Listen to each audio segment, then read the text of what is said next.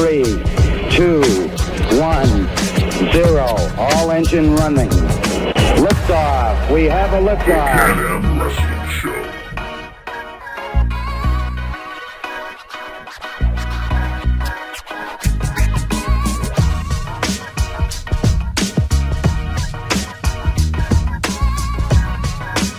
I mean, I've watched your show, your guys' show, you know, so it's nothing new to me. This is Petey Williams' definition of definition, the Maple Leaf Muscle, and I need you to subscribe to Andre Corbeil on YouTube. Hi, I'm Diana Hart. You're watching the Can-Am Wrestling Show with Big Ray and Andre Corbeil. That's right. What brings you to my house like to disturb me while I'm wearing my PJs? This is Monsters BC, and you're watching the Can-Am Wrestling Show, a.k.a. formerly Brodus Clay the Funkasaurus, and you do know that. It's me, Tazz Hernandez, a.k.a. the Supermex, and you're watching the Can-Am Wrestling Show. This is the effing machine, the Swolverine, Mr. GMSI himself, Brian Cage, here with Andre and Big Ray, and you're watching the Can-Am Wrestling Show.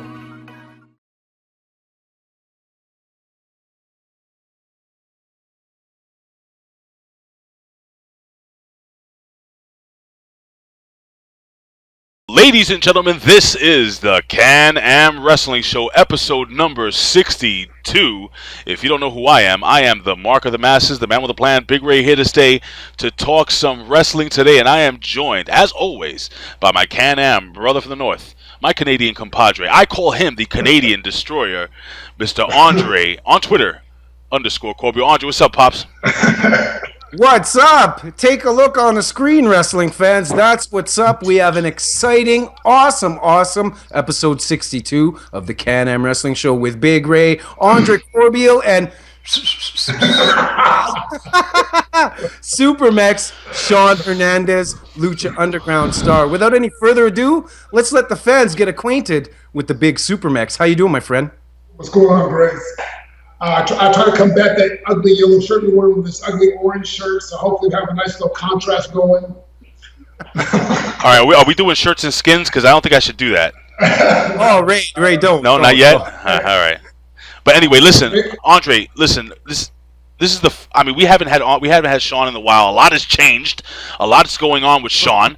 I'm really excited to have him back on. I mean, you know, this is our first guest of the year. If I'm correct, right, Andre? We're the first guest of the year. We have a hell of a lot of guests lined up now, coming like we do, Andre. Usually, as closer to the summer, we start getting a lot of guests on, and we got some big names coming on. And one of the biggest names right now in professional wrestling for Lucha Underground, one of the best and most dynamic promotions we've seen in quite some time. We have Mr. Shawn Hernandez. We can follow him on Twitter at.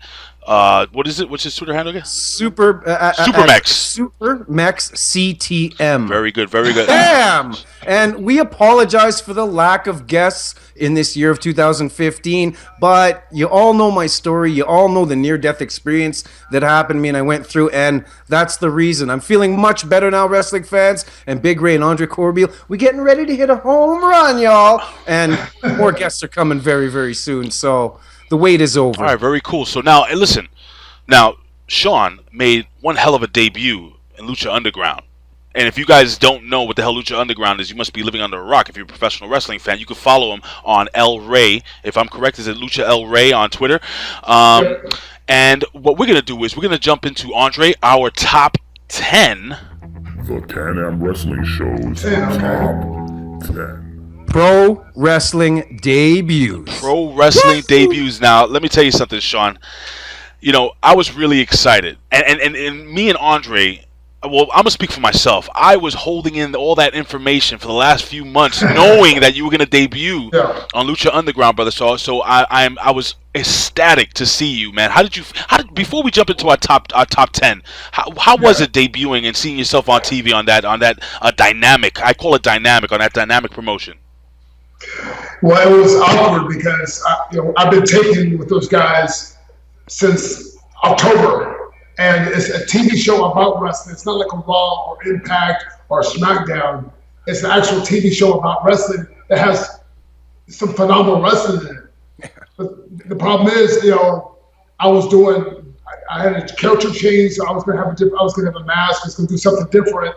and I was doing the darks while I was getting fitted for the costume, and the crowd, quickly changed that because it's a Latino crowd, a Mexican crowd in Supermex. What do you think is going to happen? And management decided to make me myself, and we wrote some things, and it's going. I've been this character since January myself. Very cool, very cool. Easy, nicely done, nice. Yeah. All right, so check it out, Andre. We're gonna jump into our top 10. Would you like me to start, brother? Or would you like to start? Whatever. Go ahead. Okay, I'm gonna start now, Shawn. Again, we're going to give our top, well, it's actually 5 each, but we call it the top 10 cumulative. And I'm going to give you my number 5, and I want to hear what your opinions are, as me and Andre always do, and as we always ask of our guests. Now, my number 5 made his debut in the year 2000. I'm talking about the Royal Rumble. And guess what? I was there. I was there at Madison Square Garden. The crowd was buzzing. People were going crazy. Who was Kurt Angle going to face? Kurt Angle faced the suplex machine, 5'9", all muscle. We're talking about Tazz. Yes, Tazz from Red Hook, Brooklyn. I used to hang out in Red Hook when I was a kid. And let me tell you something, man. I've been at numerous, probably about 1,000 wrestling events. And being here in New York City and seeing Tazz in his hometown making his debut against one of the greatest wrestlers, undefeated at that time, Kurt Angle, and making him tap, that was awesome, dude. So for me as a wrestler, this is my favorite top 5. This is my top 5 best debuts. What do you think, Shawn, about that Tazz debut at Madison Square Garden, buddy? Actually, that was one of the few times I actually paid attention to WWE. Tazz was awesome, and he's still awesome. I mean, he's a real guy. He tells you how it is. I mean, he was announcing at TNA when I was there. Phenomenal guy, phenomenal performer. I have nothing bad to say, but that guy is awesome to me. All right, very cool. Andre, what do you think of my number 5, buddy? He's got a good sense of humor, too, right, Shawn? Oh, yeah, he's awesome. Awesome. What do you think of... Very real.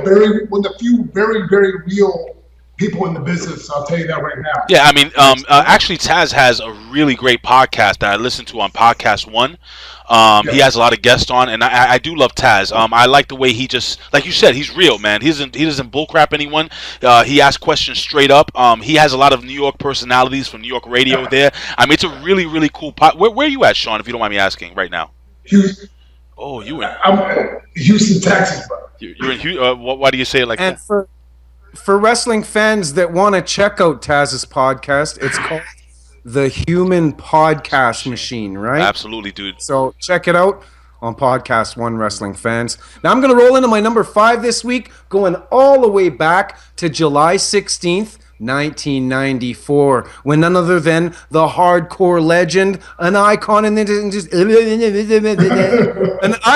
this industry, Terry Funk, indeed lended his name and his credibility debuting for ECW. Yes, and being responsible for that extra push that the company needed at the time to show the world, indeed, that they have arrived, not only in the wrestling world, but on pay-per-view as well, and show the world that they were serious. ECW debut, Terry Funk, July 16th, 1994. Andre Corbeil's number 5 selection, or number 9 selection. In this Can-Am Wrestling Top Tizzo. Yo, so, damn, that's actually a really good one. Shawn, I mean, have you ever interacted with Terry Funk? And you have any opinions or stories about Terry? Yes. A quick story. When I was a young buck, in 2002, I was booked in a match against him. Yes, and I thought it was a normal old school match. I didn't know. I mean, he's a legend. The guy's out, a little bit up there in age. And so I go to Mr. Funk, what we're going to do? He goes, how many tables we have out there? Oh, man. So I go, so we got the tables and chairs. So they introduced me first. I'm talking to the referee. And all of a sudden, here comes Terry. He won't go through the main entrance. He goes through the people. And he grabs one of those hard chairs that don't bend, threw in the ring. I looked up and went, pop, right in his head. Nice. Welcome to the wrestling business, son. You're definitely not the first one that's happened to. I've seen it on video a number of times where he's hit other wrestlers as well. So, I mean, that was my first experience with Terry. It was phenomenal. I mean, I was about 310, jacked at the time, and I was scared. Well, I mean, the fact is that speaking to Bill Apter and a lot of people in the business, they have nothing but really cool things to say about Terry Funk. I mean, Sean? He's old school. Brother, he actually put me over. And he was nothing but a gentleman. I mean, he's first class guy, top notch. That's awesome. That is really awesome, dude, to hear. And he's another Texan too, so. Oh, that's why he put him over. He's looking out for his Texas boy over there, man. That's what's up. All right, so anyway, look, I'm gonna jump into my number 4 now. Sean and Andre. My number 4 was also in the year 2000. A lot of things happened in the WWF at the time of the year 2000. Was it the WWE at that time? Not really sure. But now we had 4 of the biggest stars from WCW just show up on WWE television. We had Chris Benoit, Eddie Guerrero, Perry Saturn, and Dean Malenko sitting ringside at Monday Night Raw. Now, for me, remember, we're back in the day. There was really not much of the internet. There weren't no dirt sheets. You know, I mean, you had the Mean Gene 1-800 number that you had to call, and then you had to call 5 minutes later to get some more information. Get on the horn. $5.95. Ask your parents, but it's cool if you don't ask your parents because you're gonna pay anyway. It doesn't matter. But it was, I mean, and they didn't tell you anything. But dude, when I saw that happen, and we saw Eddie Guerrero hit that frog splash from the top rope, and you had Benoit hitting the diving headbutt. It was probably, for me, man, it was really awesome, and it solidified at that point in juncture the mid card in WWE. But little did we know that you had 2 Hall of Famers in Eddie. Well, one Hall of Famer, Eddie Guerrero, and Chris Benoit, who had a Hall of Fame career. My God, I mean, this for me was one of the more radical, I guess you could say, pun intended. Shut up, Andre. one of the more radical, one of the most awesome debuts in my opinion. Sean, what do you think, buddy? I loved it. I mean, like you said, there was a lot of stuff going on in 2000. WWF or E, whatever it was the show to watch. And then, I had the very, very pleasure of having Eddie Guerrero on one of my shows, the same show that had Terry Funk. He was also one of my friends. He was nothing but a gentleman, very awesome guy. There's nothing I can say bad about him. I mean, here's a Latino that we never see us on TV in a positive role, at least, except maybe on Cops or something like that. I mean, I'm just, brother, like this. Yeah, man, I know. But 15 years ago, there was how many positive role models we have? Maybe this many. And when Eddie's on there, Chavo's a great friend of mine. Hector, Chavo Senior, the whole family's nothing but blessings to me. That's awesome, dude. That's awesome. And it's another guy, Andre, that I never heard a bad thing about. Eddie Guerrero, man. God bless him. And who would have known coming into the World Wrestling Federation that the 2 of them would become future heavyweight champions of the world? Sure. So that's a great choice, Ray. Thank you, sir. That's a great choice. Yeah, brother. Why don't you jump in? Now, my next selection in the Can-Am Wrestling Show Top 10 is from the world of total nonstop action wrestling, something that our guest this week sure knows a lot about. Kurt Angle debuting in TNA. And who could forget the face-to-face with Samoa Joe, capping it off with that vicious headbutt? This really made a lot of noise within the wrestling industry, a lot of buzz, and this moment created as both superstars faced each other in the middle of the ring. Really, really was a great debut and worthy of my second selection in this week's Can-Am Wrestling Show Top Tizzo. That's awesome. Now, Kurt Angle, Samoa Joe, face-to-face. The headbutt heard around the world. Now, Sean, if I'm correct, if the timeline is correct, you were there during that time, correct? Oh yes. So what was your personal experience when you guys found out that probably the best wrestler to ever wrestle in a ring was coming to TNA? I mean, for me, really quickly, when I saw that little video, that little grainy video on YouTube, dude, I lost it. So what did you think? But actually being there, what did you think? It was the same thing. I mean, it was a buzz in the whole atmosphere right there. Basically, I'm just like, when do I get to wrestle him? Just like everyone else on the whole show. I've wrestled him probably maybe 2 singles and about 4 or 5 multi-man matches. And I don't care what anyone says. That's the best guy I've ever been in a ring with.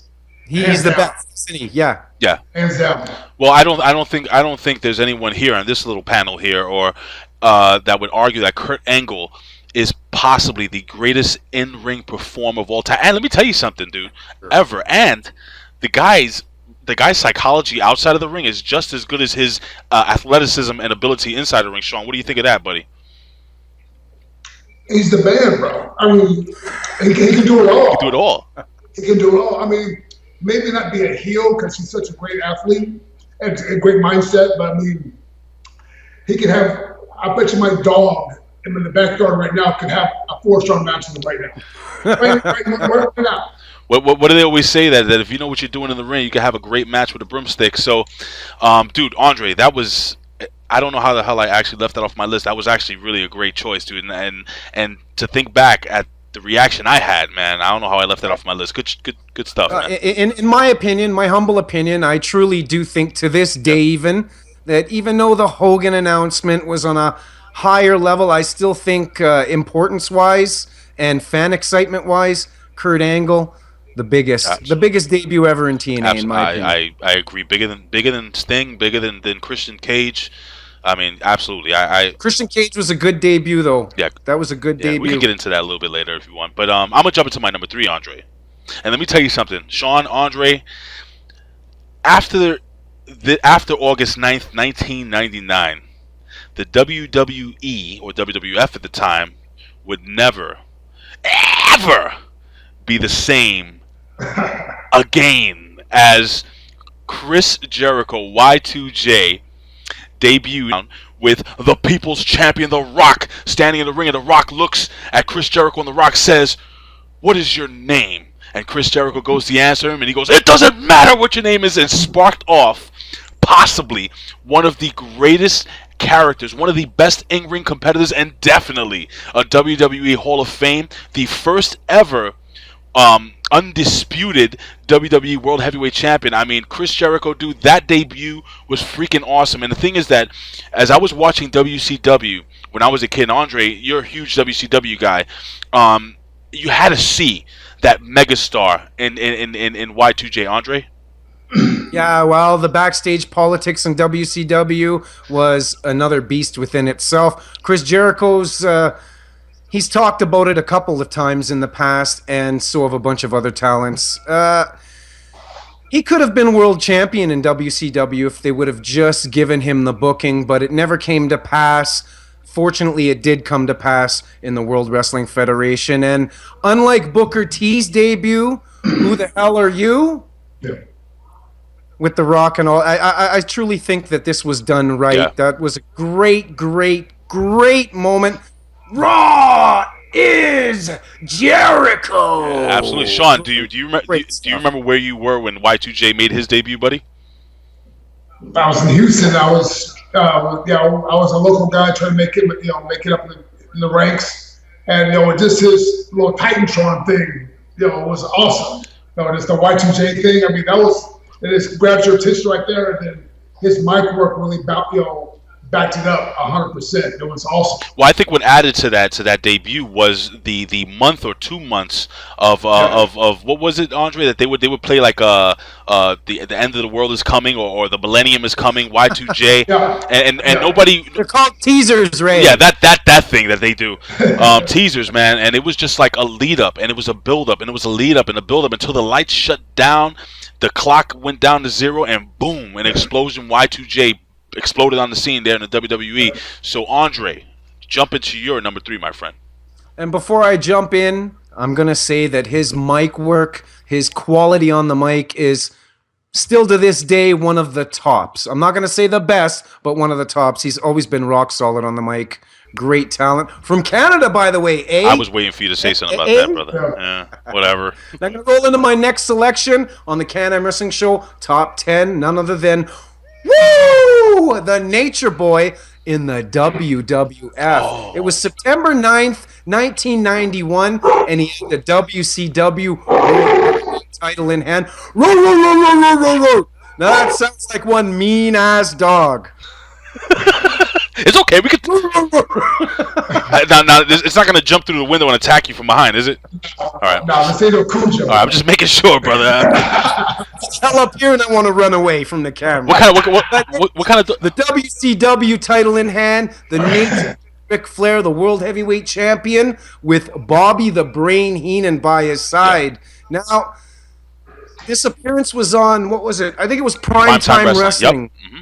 Yeah, I think it was on Primetime Wrestling. So it wasn't a match or anything, but still, just the simple shock of having that title on WWF television, having the champ on WWF television, and being with the Brain Bobby Heenan as a manager in his debut in the WWF was just, it was mind-boggling. It was an epic moment, and it was a great moment. So that comes in this week, in this selection of my Can-Am Wrestling Show Top 10.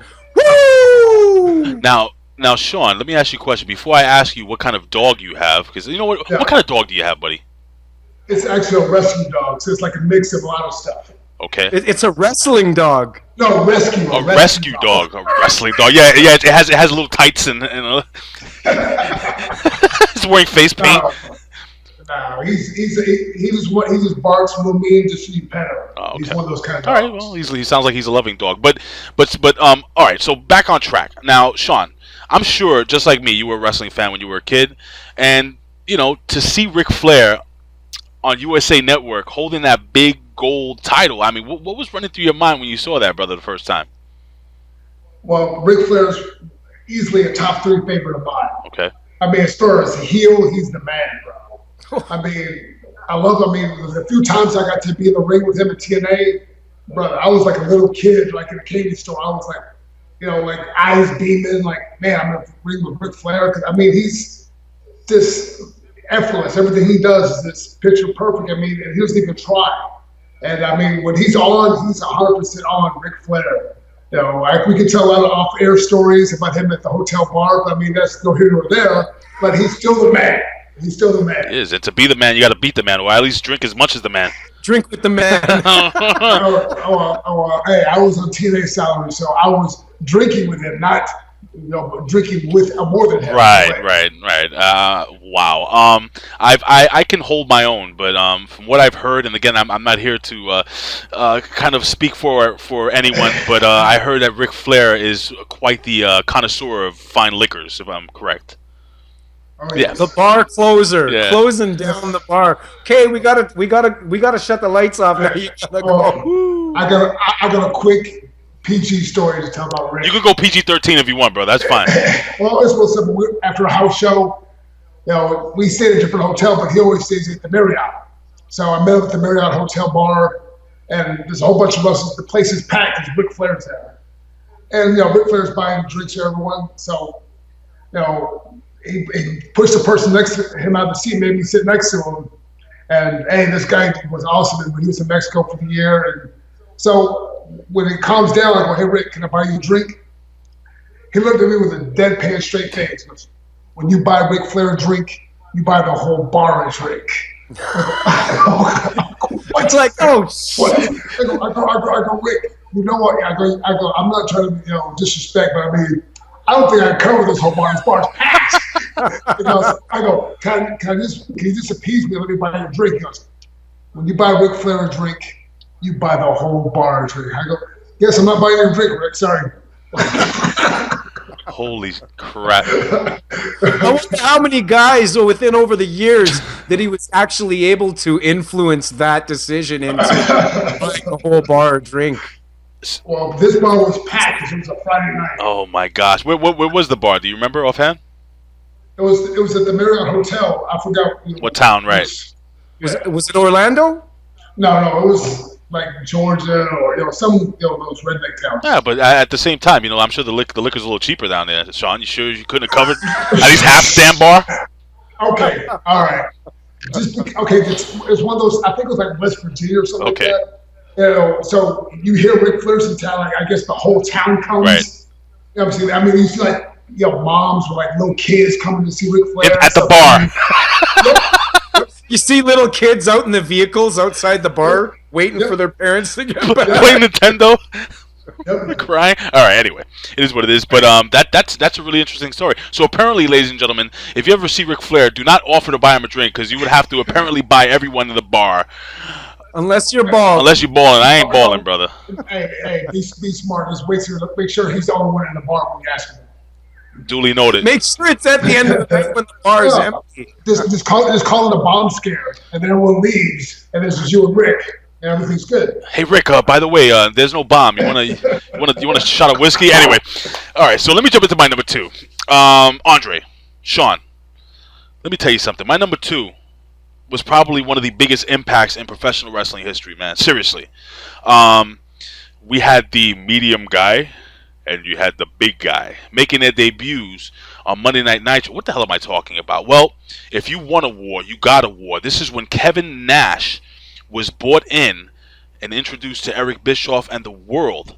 Now, at that point in Junction, people were going crazy. This is the debut of the Outsiders. Nitro, I think it was June 10th, 1996 or 7, 1996, if I'm correct. And I just lost my mind. Again, no internet, no dirt sheets, no smartphones with alerts from OneWrestling.com, whatever great website you listen to. Nice plug. Yeah, thanks.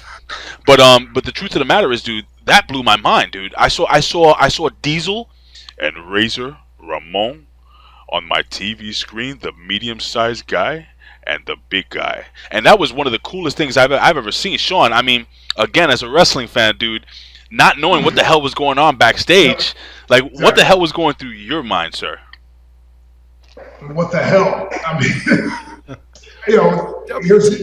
mean, here's Diesel and Razor Ramon hanging out in the crowd or hanging out anywhere, the rafters or wherever they're hanging out at, and it makes you want to tune in every week. What the hell is going on?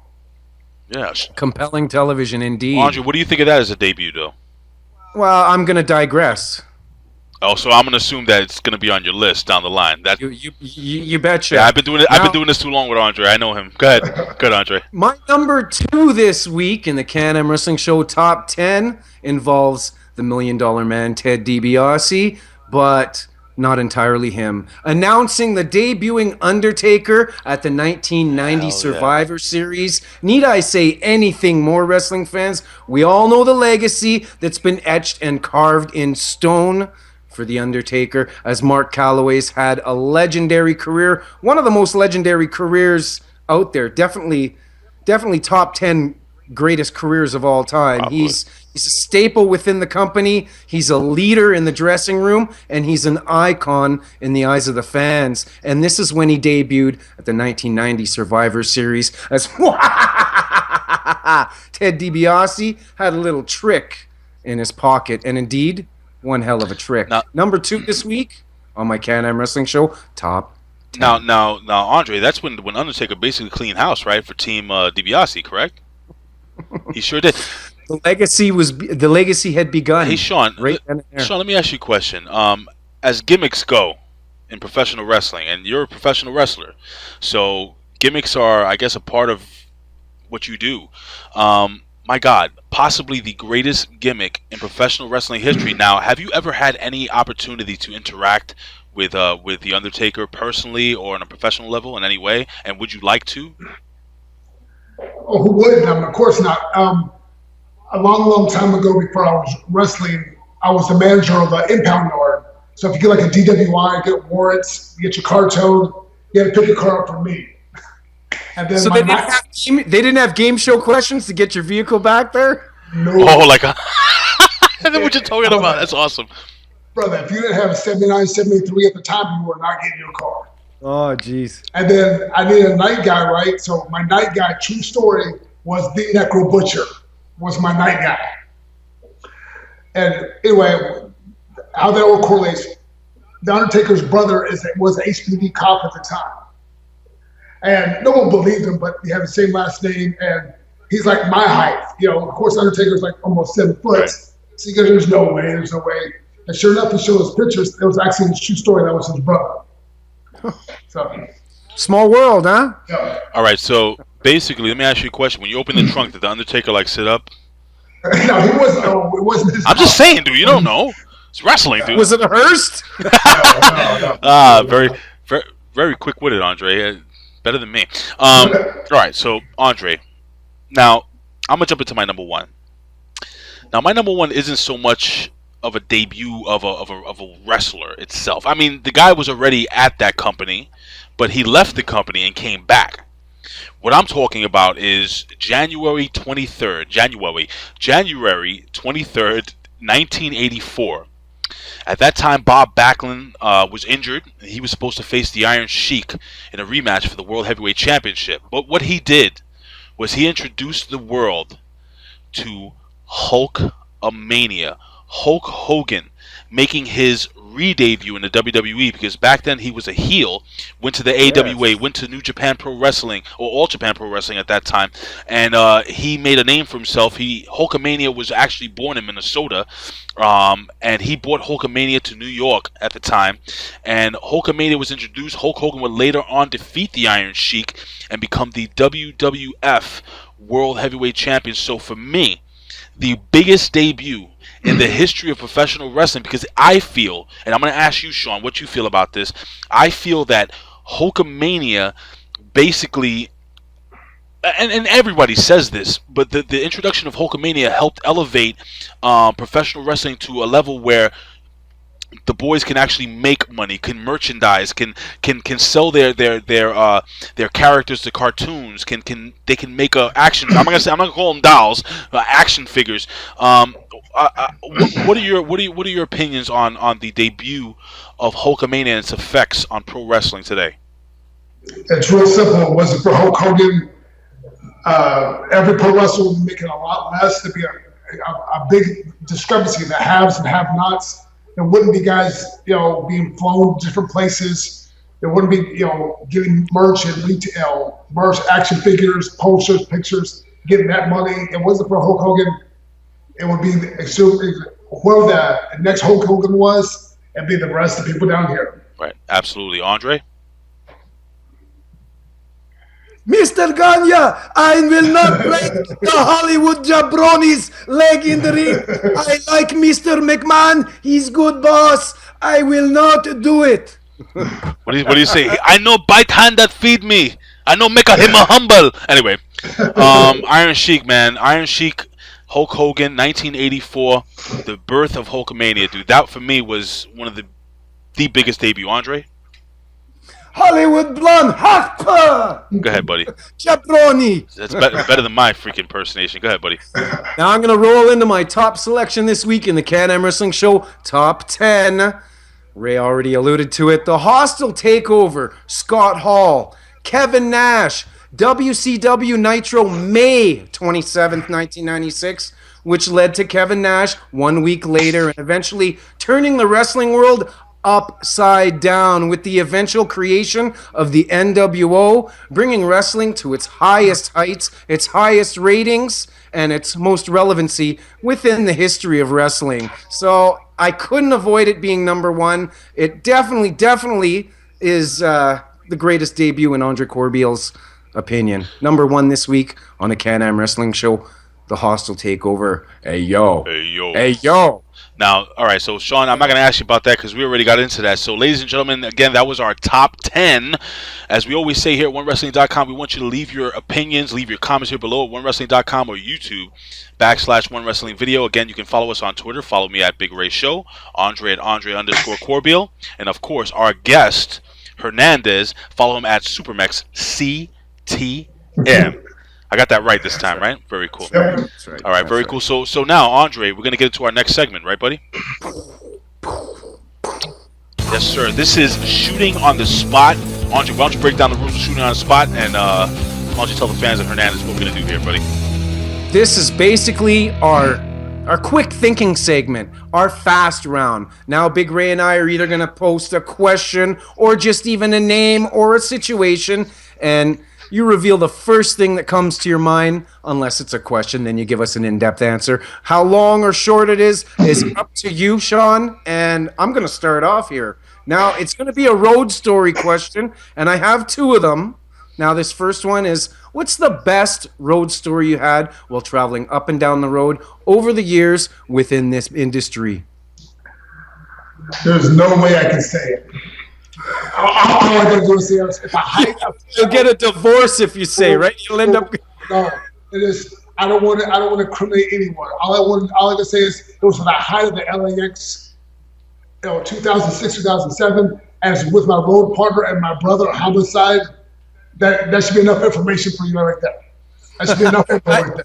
I thought you were going to say Shelly did something crazy and off the wall because she's quite outlandish, rambunctious. Something like that, yeah. To say the least. Now, you got the perfect odd couple with myself and Homicide.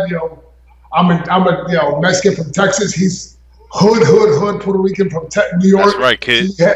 So it's like, big culture clash, and I'm like, my jaw just drops. Just hang out every time I come to East Coast with him. Well, there are TNA Impact Wrestling fans that severely miss LAX. Well, I'm gonna digress. It's true. Hey, it's true. Andre, digress, because I got something on that. Brother. But what I did was I did something a little different. Instead of me making a whole bunch of questions, I wanted to get some of our Twitter followers involved. So you cheated. Yes, exactly. I basically cheated and made my job a hell of a lot easier.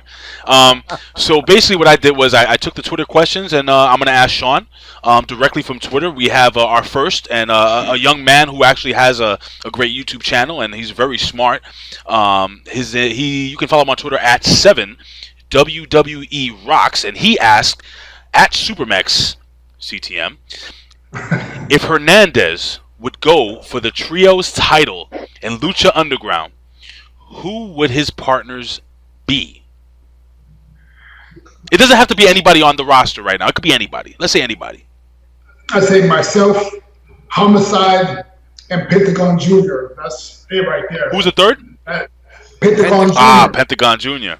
Okay. Oh, yeah. What an awesome look, with the white and black and the real vicious attitude where he just wants to rip it right out of the socket. He's just a very, very good talent. Well, a quick follow-up question, dude. What do you think about the whole trios titles, bringing back the 6-man tag titles that we haven't seen since the NWA days and WCCW? Yeah. Well, that's a Lucha tradition, 6-man, so why not have a trios title? Most Luchas you see, unless it's a blood feud or something like that, are 3-on-3s, so you need to have a trios title. All right, very cool. Makes a lot of sense. Yeah, Andre, go ahead, buddy.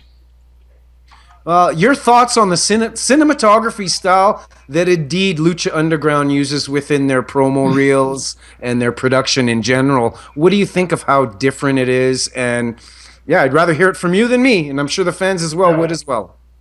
Brother, it's just like being in a movie. There's times when I was in TNA that you may watch the show, you may not watch the show.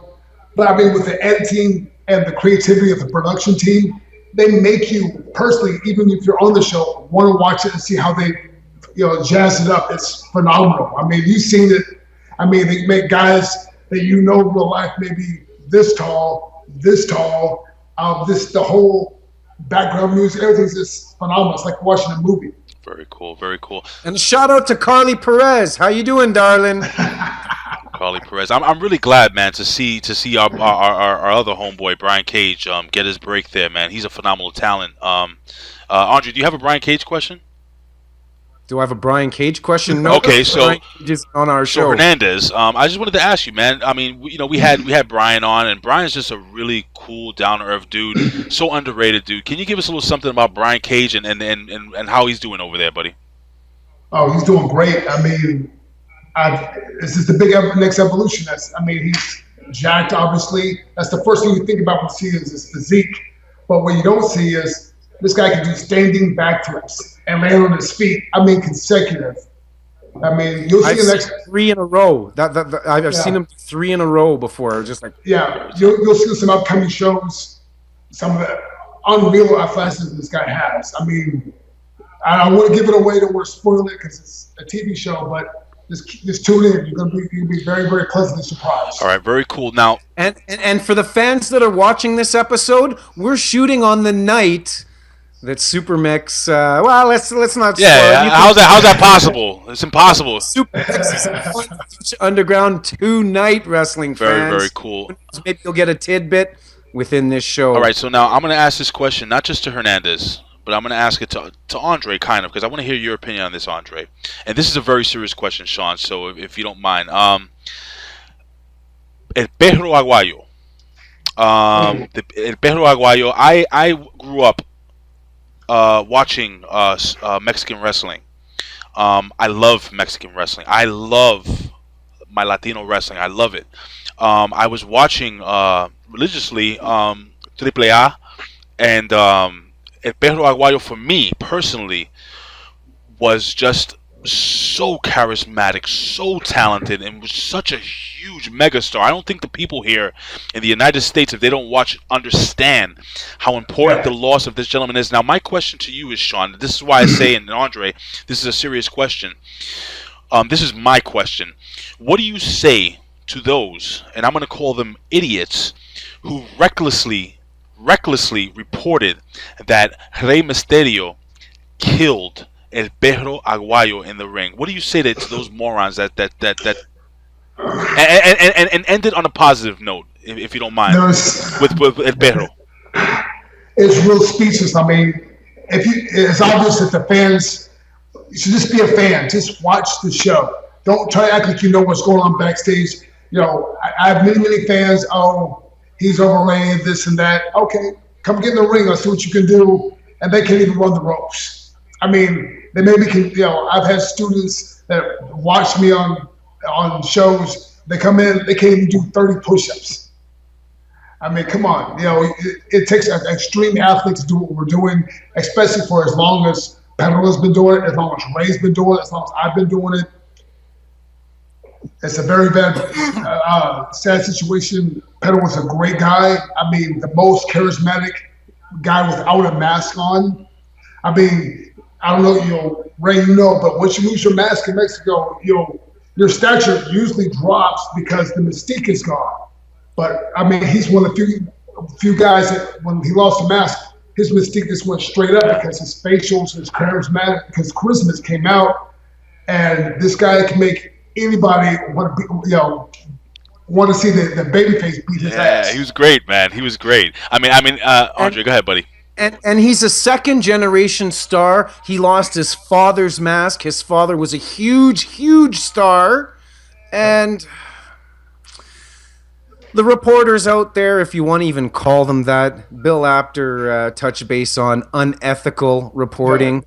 And it's not about getting views. It's about showing respect, having dignity and class. Now, this man was a superstar and lost his life in the ring. Now, it was an unfortunate accident. And that's the underlining word here, wrestling fans. It's an accident. Rey Mysterio's not a killer. He's a man with a good heart. Yep.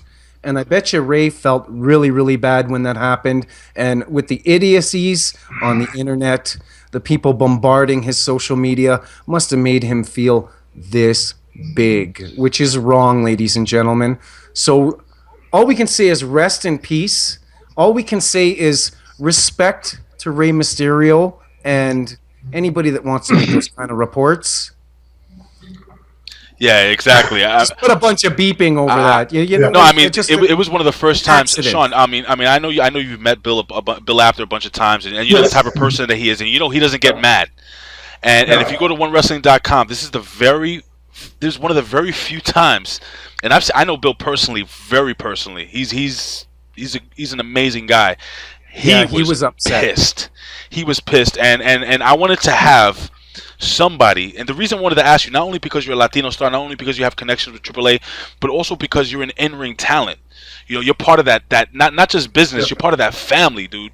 You know what I'm saying? So that's why I wanted to ask you personally. I didn't want to give my opinion on it. I didn't want Andre to give his. I wanted to hear from you first, a guy that actually does what this gentleman did for a living, and to have these people, these idiots, you know, report that. You know, I've been holding on to it for quite some time until we got to speak to you. So I just wanted to let that out. Do you have any parting words regarding this topic? Brother, it was in Tijuana. It was not televised. So unless you are in San Diego or the Cali area and you went to the show and got close to front, you know, first 2-3 rows, would you have any inkling what it looked down? And I'm just speechless because, you know, out of respect for Ray's family and respect for Pedro's family, I mean, just let it go, then rest in peace, and let's, you know, try to make things better for both families. Families. Absolutely. And I appreciate you, Shawn. I know it's kind of a heavy question. We're going to get into some lighthearted questions, but again, I just want you to fully understand why I asked you this question. Yeah. All right, Andre, if you don't mind taking over. Now I didn't report that story because I didn't want to be a part of that demographic, that trash demographic. That's not what we're about here at OneWrestling.com, and I wasn't going to go there, so I didn't even touch the story, guys. All right. Now, Shawn, it's been long enough since we had you on last time, and I avoided the question last time you were on. Long. Thoughts on Dixie Carter? Darling? She got some nice jeans, boy. Yeah, well, Look at my cute them jeans. no. Dixie's a nice lady, man. I mean, let's be realistic. You know, she gets a bad rap, in my opinion. Still to this day, she gets a bad rap. You know, she owns a business, as her family owns a business. And when you own a business, what do? You find a general manager. You find someone under you to run things that you don't know, you don't have knowledge of. Let's be realistic. You know, she, adamantly realizes she's just a fan. So she hires people behind the scenes that's supposedly in the business to make some business decisions for her. I mean, is she a saint? Probably not. I mean, but I'm saying she gets a lot worse rap than she really gets. I mean, really has. I mean, come on. For a woman that signs the checks, you know what I mean? It's not like she's. It's not what do you guys? Yankee fans? I'm a Yankee fan, diehard. Okay, real simple. Remember when the old man Steinbrenner was running the place? Of course. You know, he put a GM in charge. He put the manager in charge.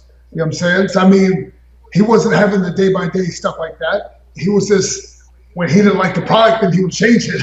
But, I mean, well, that's an excellent point, because the Yankees, when and just using this whole dynamic that you're talking about, the Yankees didn't get better until George Steinbrenner kind of stepped away or went to jail, and Stick Michaels took over, who was the GM, and they were able to rebuild the team. So he hired buy a team. Shut up, Andre. Buy a know team. Nothing about baseball in Canada. Only city that buys their championships, New York. You know what? We're gonna pan away for There's two things you don't talk about. Three things. You don't talk about my son. Hey, I am talking about it. You guys buy your trophies. You don't talk about my woman. You buy your coffee and you buy your trophies. And you don't talk about my baseball, all right? I'll punch you in the mouth. Anyway, but I'm sorry, Shawn. but it's actually a great point in that back to Dixie Carter. Right, Dixie Carter. She made the decision in hiring these people to run the business or help her run the business, and maybe the choices that she made weren't the best. Andre would answer this better. Andre. Well, what I want to point out is, yes, she's made a lot of mistakes, being green coming into the position that she operates, basically. But one thing that fans aren't giving her credit for, they're bashing her for 6-7 years ago. These years, she's learning more and more each year, getting better and better at it, and people aren't giving her the credit at the improvements, the TV deals, this and that and this. How many people have said the company was going to die over and over and over and over and over again? Obviously, this is a lady that knows how to run a business, and I don't know if some of the haters are hating because it's a woman in a prominent role running a big company. I don't get it. I really don't get it. Maybe it's like in junior high school when you have a crush on somebody and you pick on her. So would you concur, Shawn, that she is an intellectual woman? She's not a retard like some people claim she is. I honestly think if Dixie Carter wasn't, an attractive woman, they would not be having none of this conversation. Right, I agree. So I'm saying, anyway, listen, guys, we're gonna speed this along, guys.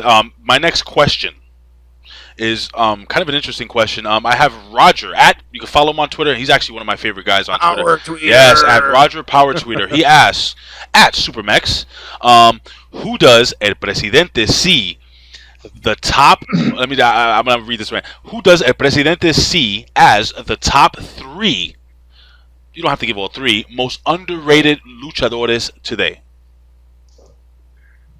If you watch Lucha Underground, if you've seen him once, Phoenix is, I think, phenomenal. Mm-hmm.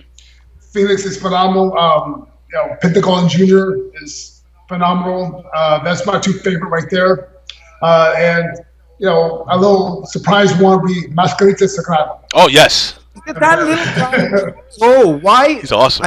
Why the WWE didn't bring him in instead of some of the other, we'll call them little people. Yeah. It's beyond me, because the guy wrestles like he's awesome. Yeah, non-stop. All right, Andre, jump into your next question, buddy. Worst road story ever, Sean. Oh, Jesus Christ. Worst road story ever. Oh, you're not getting that out of me, brother. You're not getting that. Hey, that tops that was the worst one tops the best one as far as ridiculousness. So homicide's involved in that one as well. Of course. What do you get when you get a Puerto Rican from New York and a Mexican American from Texas? That's not a joke. I'm just asking. Hey, and with a rental car with no GPS. Oh my Lord, Jesus Christ! Can you imagine Homicide stepping up to somebody outside asking for directions? The language after passing the same building 3 times. And brother, one time we was doing house shows up there in upstate New York, and Homicide wanted to drive. I go, no, I was driving because I drive during the day. Right. But I was using the GPS off his phone. Yeah. And so we get closer and closer, and all of a sudden we go right to the Canadian border. Okay. Where they have the you guys. Yes. You guys are way off, dude. All right, go ahead. Yes, of course. Yeah. So I go, Homicide, let's just, reverse and get out of there, because if we go through there, we have to go through the checkpoint and all that stuff. So he goes, no, I'll talk to him. I don't know why I said yes, but I said, okay, sure. So we go up to the checkpoint on the Canadian border. He gets out of the car before the guy talks to us. Says, hey, we're wrestlers and we're lost. Can you help us get back to Messina, New York or something? The guy goes, sure, go right over there. And they checked our car, interrogated us inside. They came back out, went through the car again, kept us for another 45 minutes, just because he thought his Bret Hart story would get us out of the situation. His Bret Hart story. So, did you make the show? Oh, we got there. Luckily we were the semi-main. We got their third match. Wow! So you guys just made it, dude. Pushing it, Andre. Yes. They were where we supposed to be in New York? Do you remember where? Like Messina or something like that. I don't know. You guys are so way off. I have no idea. We're free in Canada. All right. Here we go. So I got this. This is an interesting question, Sean. You can answer this really quickly, but I got a buddy, and his name is You can follow him on Twitter @JBarnacles, and he asked this question. Really interesting question. It's a 2-parter. You can answer the first part quickly, and the second part you get a little more in depth. But the first one is, do you still get royalties off the old TNA Impact game? Come on, son.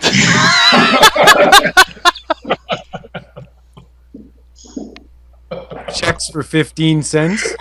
No. Negative. Okay. And the second question is, in your opinion, this is a pretty good question to ask you, buddy. Who's number 2? ROH, TNA, New Japan Pro Wrestling, or AAA, 2 WWE's number 1? It would have to be New Japan. That's what I picked. I agree. That's what I picked. I agree. And then AAA would be number 3 in my opinion, and then TNA 4. Oh, and I'm sorry. And last part, and this is a quickie. What's your max bench press? I don't know why he wants to know that, but apparently he does.